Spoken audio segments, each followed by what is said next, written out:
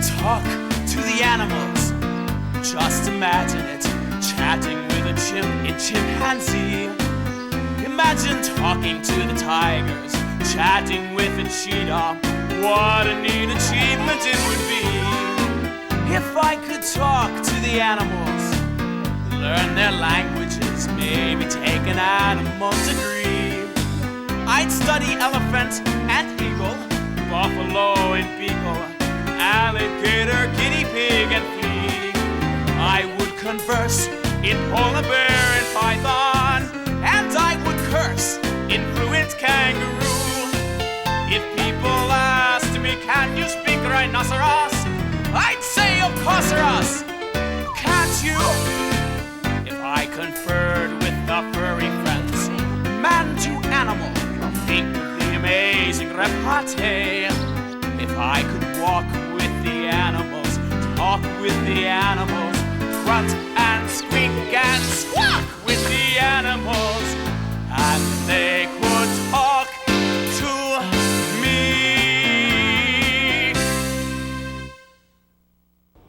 This is Maui.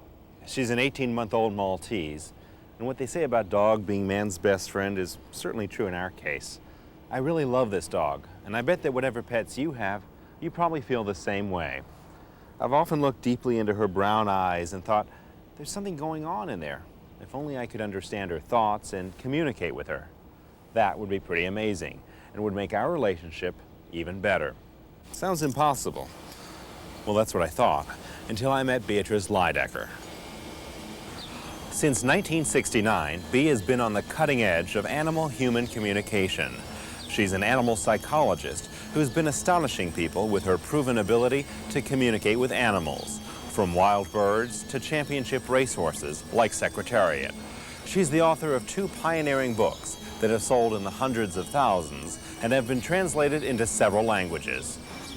Celebrities like William Shatner, Sally Struthers, Pat Boone, and Elizabeth Taylor consult her for her pinpoint accurate readings of their pets.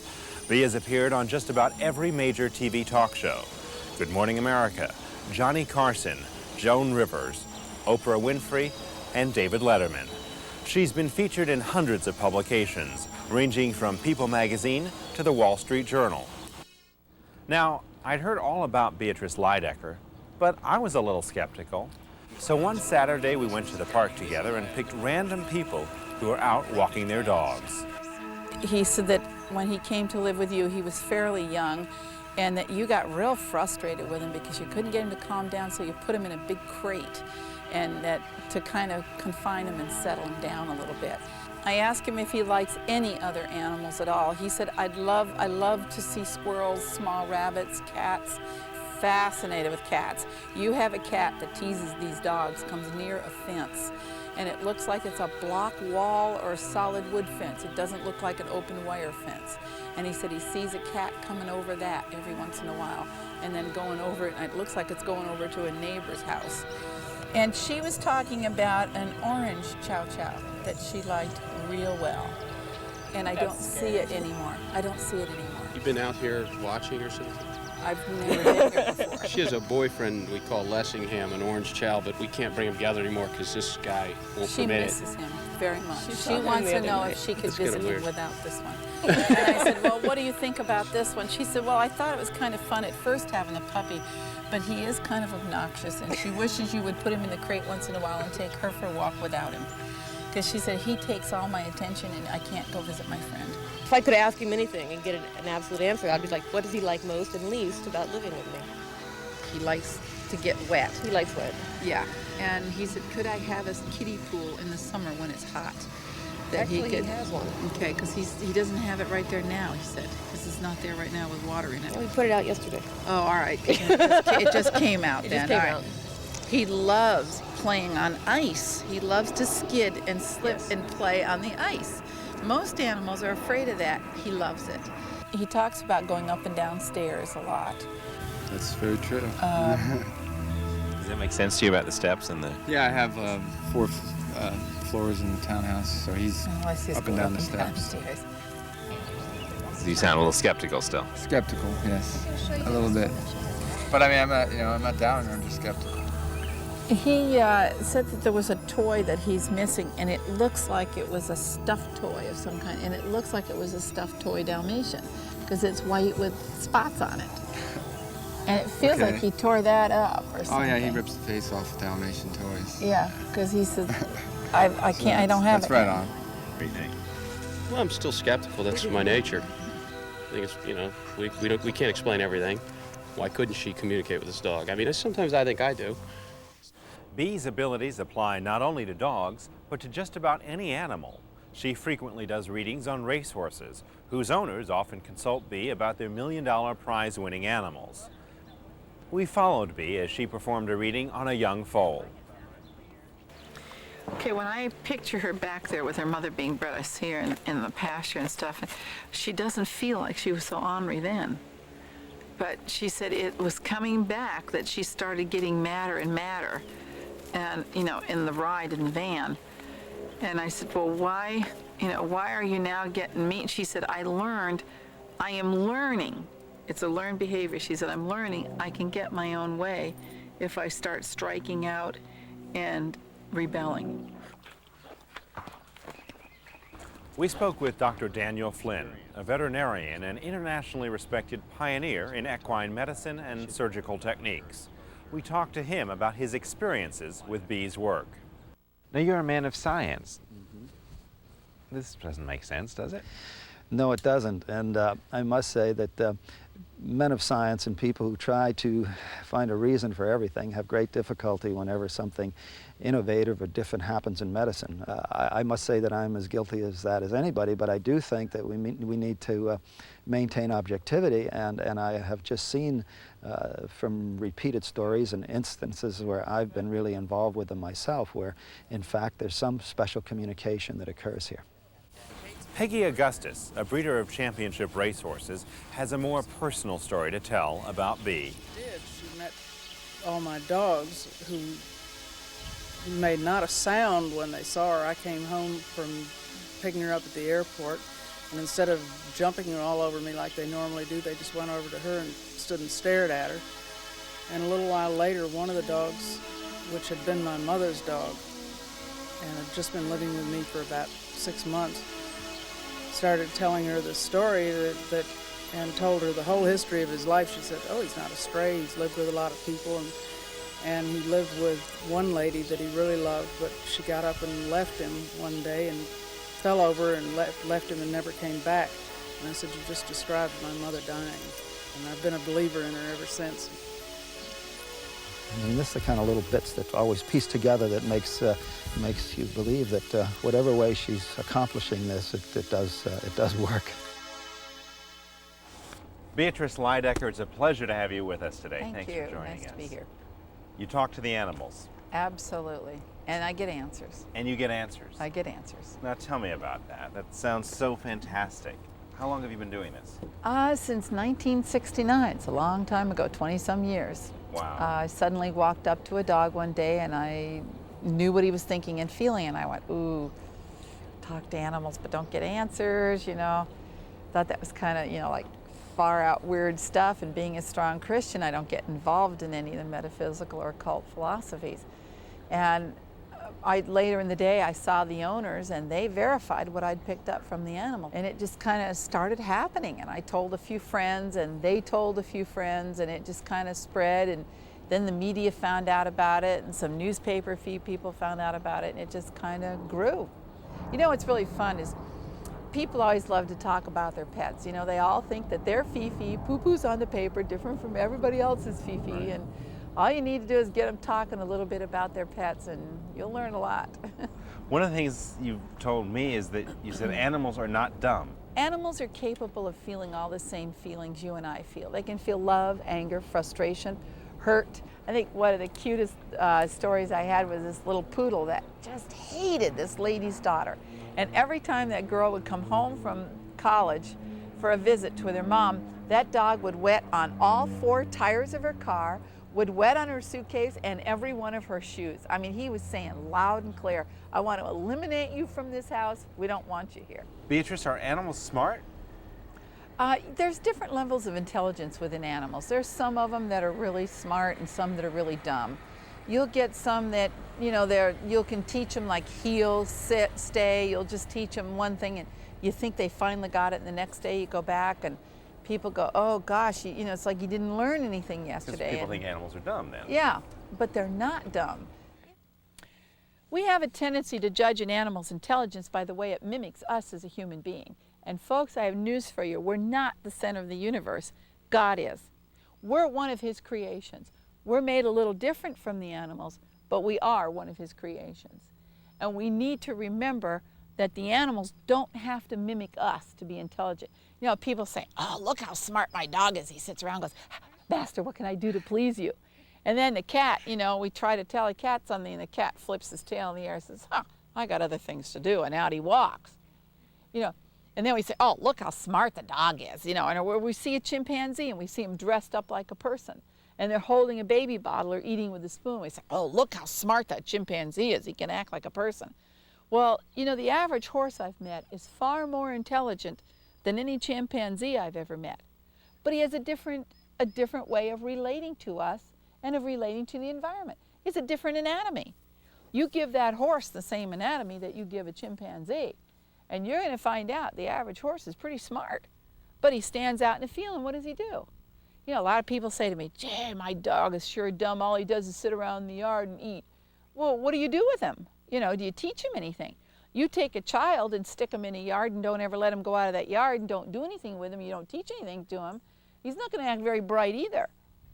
So we need to learn to judge an animal's intelligence by the way it relates to his environment and adapts to his environment, not to the way he mimics a human being.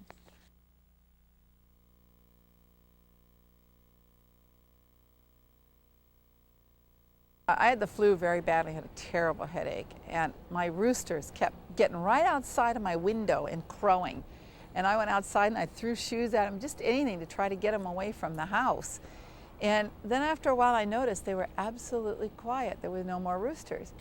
And I went out and she was just so proud of herself. She said, see, I shut them up.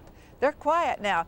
And I looked at her and she'd killed every one of those roosters and piled them up right there in a pile. And I went, oh no, that's not what I meant, Princess. But I couldn't punish her because she was trying to help me and she did it in the only way she understood. So animals can understand our desires, like go away and come, when we're talking to them and to other animals? Yes.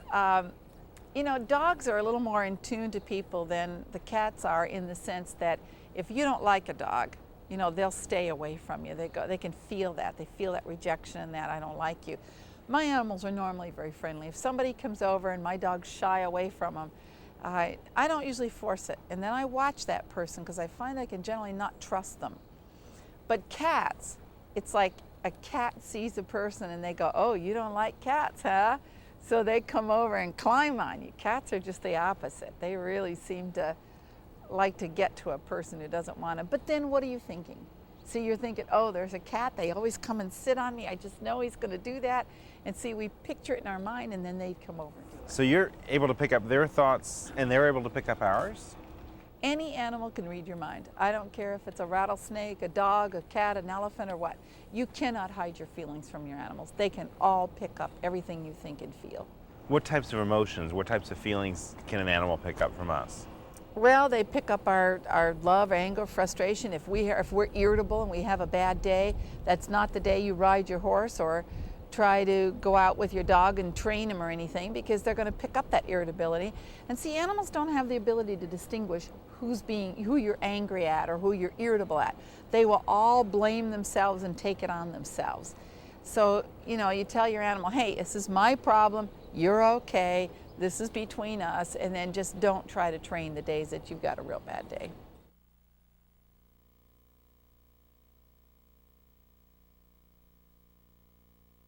All children are born with this.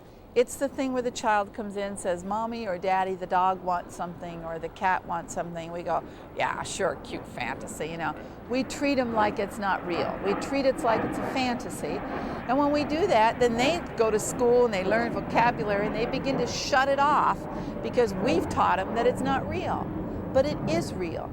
And you can help your children to maintain it by, you know, respecting them. Show them you respect them. Say, okay, sweetheart, thank you. And then you you do whatever the child says the animal needs. Like if the kid says the dog is thirsty, you go get the dog a bowl of water in front of the child. Teach him you respect the reality he can talk to animals, and they'll never lose it. They'll never So lose you it. say all kids are born with this, Absolutely. and we lose it as we get older because people say it's fantasy and whatever else. How do we reclaim it? Well, some of the things you have to do is you want to learn to try to listen to what a person or an animal is trying to say, not necessarily the words they're saying it with. For instance, we use a lot of the same words, within our own cultural differences within our own country. When I first went to South Carolina to college, I walked in the store and they said, "Y'all come back, you hear?" And I went back and said, well, what did I forget? Because in New York, if somebody said that to me where I grew up, that meant, come back here, you forgot something. So, and what they were saying, they were using the same words, but the meanings were different. So we need to learn to try to understand what it is the person's trying to say, or what is the animal saying with his action.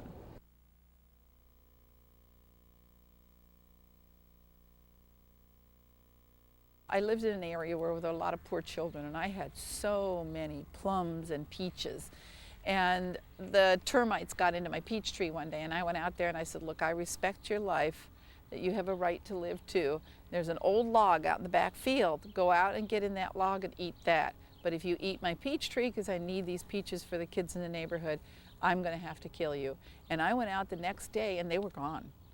And all of them were gone? Yeah, all of them were gone. And when you went over to the log, I bet they were there. Yep. That's amazing. And then I've talked the birds. They come and, birds will, when they get in a fruit tree, they'll peck one or two pieces out of it and ruin the fruit. Right.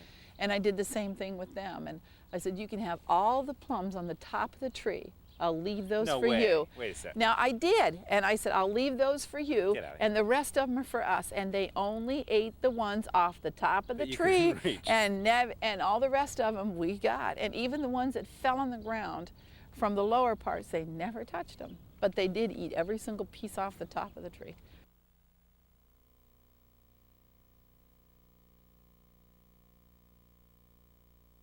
We think in pictures, even though we're not aware of the fact that we do. We do think in pictures.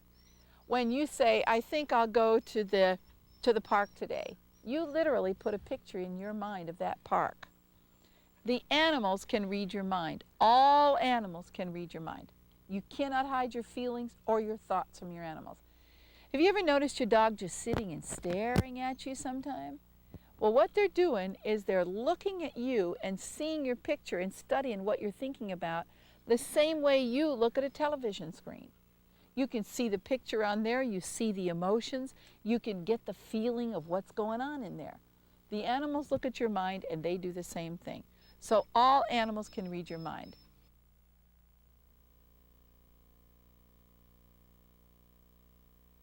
You get up out of a bed one day and you've got a bad day, or you don't feel good and you're feeling kind of grumpy and irritable. Well, animals have the same problem. Sometimes they'll wake up and they've got a bad day. And I have a horse. If my horse, if she's normally a good animal and works well for me, and I get out there one day and she doesn't want to do it and she's just, balking at everything and tossing her head a lot, put him away. Give him the benefit of the doubt for that one day. Because maybe he's just not feeling good, or he's sore, or he's got a bad day. And if you keep pushing him through it, you make him more and more irritable. So, learn to respect the fact that they can have a bad day too.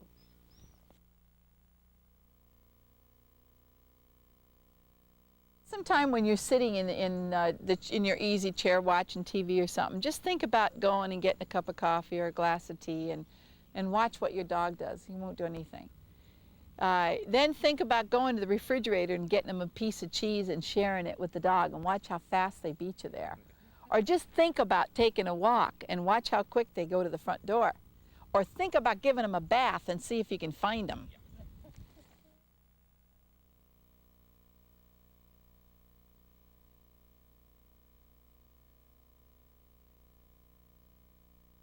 Once you understand how fully you affect your animals by your thoughts, and you begin to change the way you think, you're going to be surprised at how much your animals will change in their training. I had a veterinarian, Dr. Michael Gary, called me in one time. He said, you know, my dressage horse, Ballad, he anticipates me all the time.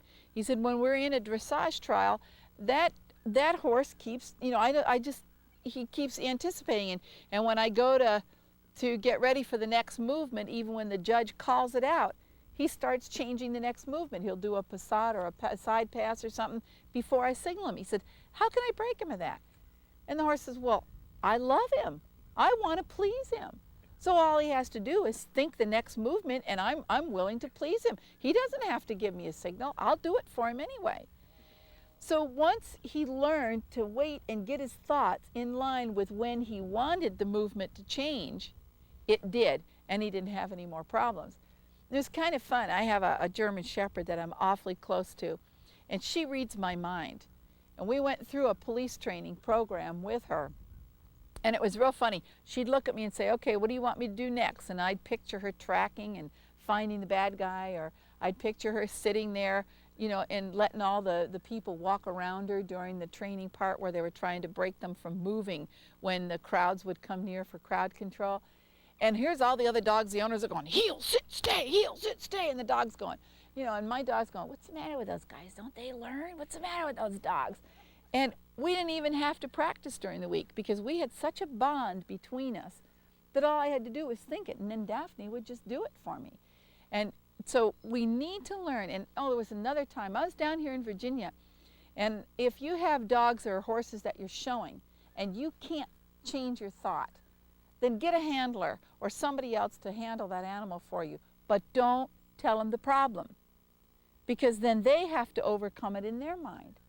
One time I was showing a dog, and this lady asked me if I'd take her Rottweiler in the ring. Well, I did. I took the dog in. The dog was fine. But see, it was a show dog. I expected the dog to act well. And when we came out of the ring, I handed her the dog. She goes, wow, it's the first time he hasn't tried to bite the judge. And I went, am I glad you didn't tell me that before we went in the ring? Because then, see, I would have been thinking, oh dear, how can I keep the dog from biting the judge, you know? And then I would have been projecting to that animal what the problem was, and the animal would have been reacting. You know, you can't hide your feelings from your animals. And because we visualize everything that we're thinking, the animal picks that up. And they're going to respond to what you're thinking more than what you're saying. So if you want that horse to act right, you're going to have to think of him doing the correct thing.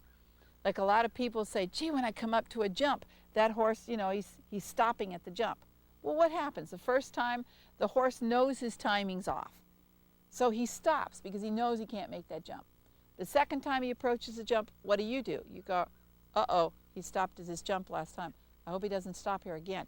So you start putting a picture in your mind of the horse stopping. And then we go, oh, see, he stopped again. He's a quitter. When most of the time, it's us. If we can change our thinking and start thinking of them doing the thing we want them to do, they'll respond, and we'll find out that our animals will respond a lot better for us.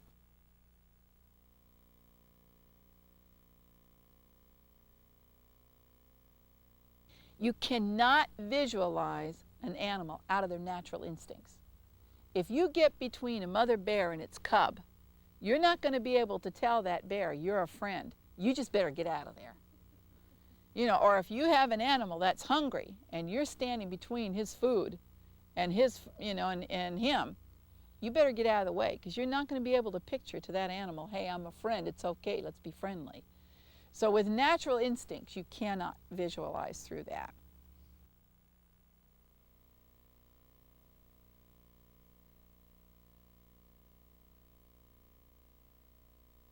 You must always use positive statements with your animals. Animals do not think in negative terms, neither do children. Animals and children are alike up until the child's about the age of 8.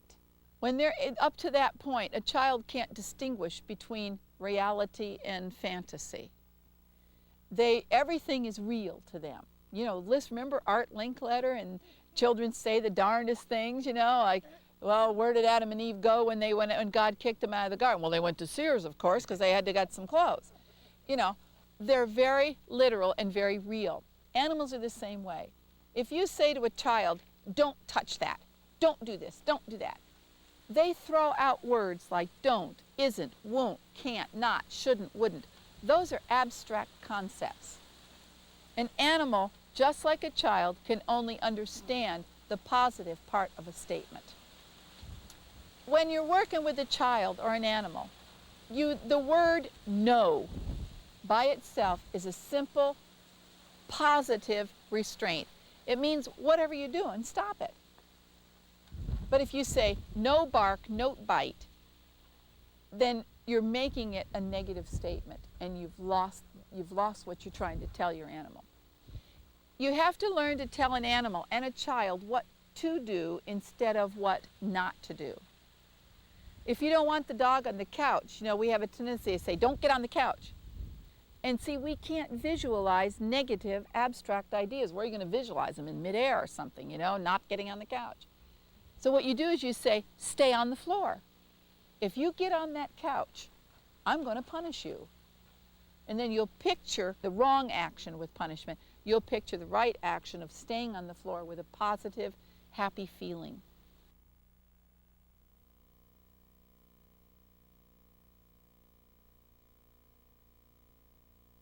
Remember Barbara Woodhouse? Remember she'd get out there and she'd yell at the people, not at the animals. And and they're nagging their dogs, and they're over there and they're going, no, heel, no. And she'd go, stop doing that to your dog, just tell the dog. And she would take the dog and immediately the dog would straighten right out. But you know why? Because what was she thinking? I'm going to make that dog behave and it's going to do what I want. And the owners are going, oh God, I can't make him behave. We get so frustrated. And when you're frustrated, the animal knows he's in control and he's winning. So you have to change your attitude. When you decide in your mind, I'm the boss, the animal's going to do what I want, they'll stop a lot of the shenanigans and you'll be able to control them better.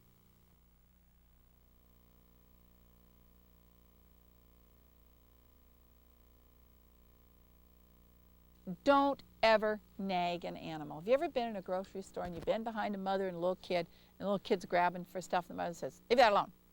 You touch that again, I'm going to smack you. I said, leave it alone or I'm going to hit you. And the kid's going, yeah, sure he's going to hit me. Christmas is coming in July too. The kids learn to tune them out because they don't follow through with what they're saying. Now, if you're going to test your animal and think of them going to the refrigerator and you want to see if they're going to respond, follow through when they do it.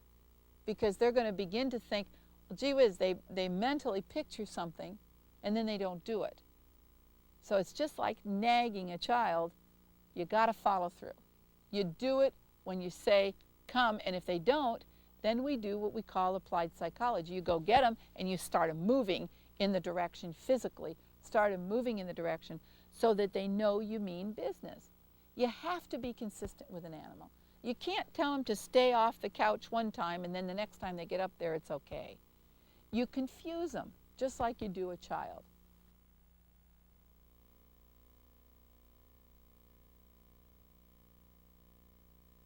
It's just like with my Princessa, the one that I learned so much from. She's the one I talked about in my first book, What the Animals Tell Me.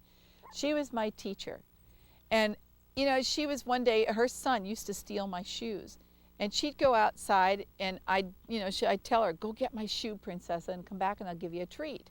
And she'd go out and get the shoe away from her son, bring it back in, and I'd give her a piece of cheese or something. And one day I was sitting in the kitchen, and I saw at the corner of my eye, lover boy, her son was going out the door, and there was my shoe in his mouth, and I said, Princessa.